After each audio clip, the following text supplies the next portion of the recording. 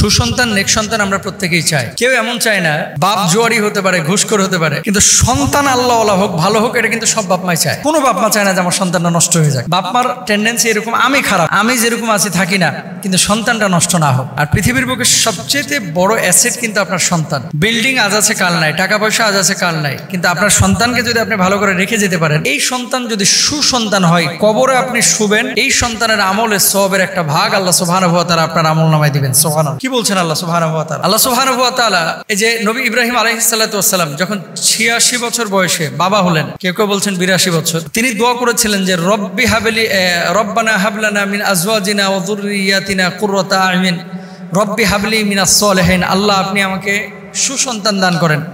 তো সুসন্তান দেখেন, নবী হয়েও তিনি সুসন্তান চেয়েছেন। তো আপনি আমি সুসন্তান আল্লাহর কাছে চাবো, শুধুমাত্র চেষ্টা চালাবো বিষয়টা এরকম না, নিজেও সৎ হব, সৎ জীবনযাপন করব।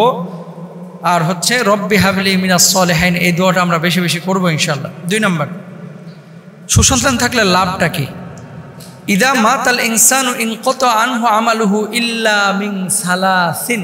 হাদিসের মধ্যে কি আসছে যে মানুষ যখন মারা যায় তার সমস্ত আমলগুলো কিন্তু বন্ধ হয়ে যায়, সমস্ত আমলগুলো বন্ধ হয়ে যায়।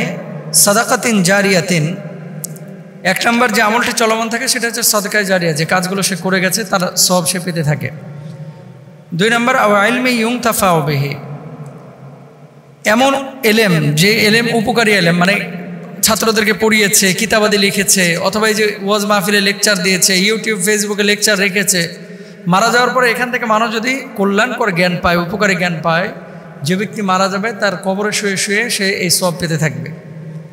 3 নম্বর আও ওয়ালাদিন সলিহিন ইয়াদউ লাহ, এমন সুসন্তান সৎসন্তান কেউ যদি রেখে যায় যে সৎসন্তান আল্লাহর কাছে তার পিতামাতার জন্য দোয়া করে, আল্লাহ সুবহানাহু ওয়া তাআলা সেই বাপ মাকে কবরে শুয়ে শুয়ে সওয়াব দেন এবং তাদের দোয়া কবুল করেন। এবং কিভাবে দোয়া করতে হবে এটাও তো আল্লাহ তাআলা শিখিয়ে দিয়েছেন, রব্বির হামহুমা কামা রব্বায়ানি সগীরা, তাই না? তো এখন সুসন্তানের জন্য 1 নম্বর হচ্ছে নিজেকে সৎ হতে হবে এবং রব্বি হাবলি মিনাস সলিহিন এভাবে আল্লাহর কাছে দোয়া করতে হবে। 2 নম্বর দোয়াটা করবেন রব্বানা হাবলানা মিন আজওয়াজিনা ওয়া যুররিয়াতিনা কুররাতা আ'ইউন ওয়াজআলনা লিল মুত্তাকিনা ইমামা, এই দোয়াটা করবেন। সূরা ফুরকানের 74 নম্বর আয়াত।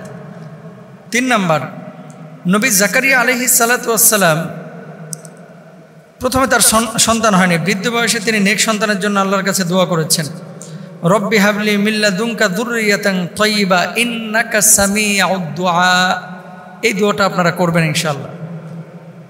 এরপরে হালাল খাওয়া, হালাল হালাল এটা আমরা অনেকেই করি না। সুদ, ঘুষ, ছেলে মেয়ে ঘরে আছে অথচ বাপ যে থাইল্যান্ডে জেনা করতেছে, বিভিন্ন জায়গায় গিয়ে নেশা করতেছে, উল্টাপাল্টা কাজকাম করতেছে, পরক্রিয়া করতেছে।